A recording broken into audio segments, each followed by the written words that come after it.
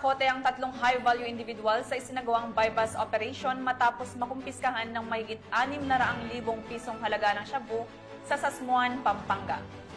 Ang matagumpay na operasyon ay bahagi ng pinaigting na kampanya ng PNP kontra ilegal na droga alinsunod sa direktiba ni Chief PNP Police General Nicolas Torre III. Ang report mula kay Patrolwoman Jelly Peña.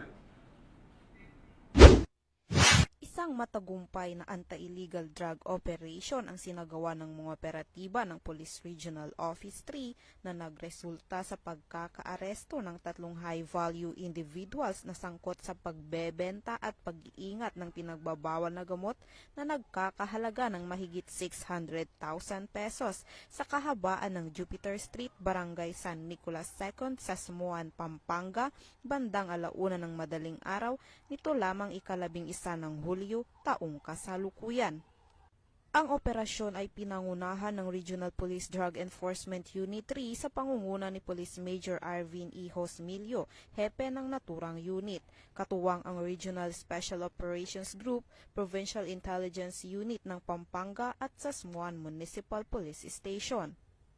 Kinilala ang mga naarestong suspect na sina alias Ed, 43 anyos, construction worker at kanyang live-in partner na si alias Roma, 30 anyos, walang trabaho, at alias Aaron, 34 anyos, isang seaman, kapwa mga residente ng nasabing lugar. Ang operasyon ay resulta ng matyagang intelligence build-up laban sa mga high-value individuals na sangkot sa illegal drug trafficking sa rehiyon.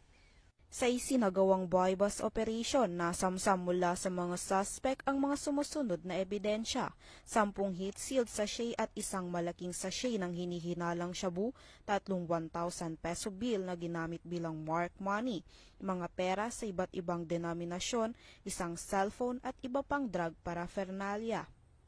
Ang kabuuang tinatayang dami ng nakumpiskang hinihinalang shabu ay umabot sa 95.5 grams na may katumbas na standard drug price na 649,400 pesos. Ang inventaryo at pagmamarka ng mga nakumpiskang ebidensya ay sinagawa sa lugar ng insidente sa presensya ng mga naarestong suspect at mga saksi. Ipinaalam sa mga suspect ang kanilang karapatan alinsunod sa Miranda Doctrine at agad na dinala sa tanggapan ng RPDEU para sa kaukulang dokumentasyon at disposisyon.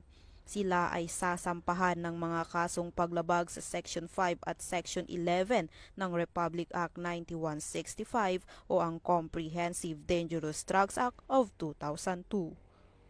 Ang matagumpay na operasyon na ito ay patunay ng mas pinaigting na kampanya laban sa ilegal na droga ng mga kapulisan ng Police Regional Office 3 sa ilalim ng pamumuno ni Police Brigadier General Ponce Rogelio I. Peñones Jr., Regional Director, alinsunod sa direktiba ng pamunuan ng PNP na supilin ang paglaganap ng ilegal na droga sa mga komunidad. Mula dito sa Police Regional Office 3, ako ang inyong PNN Correspondent, Patrolwoman Jilly Advincula Peña, alagad ng batas, tagataguyod ng Balitang Pulis.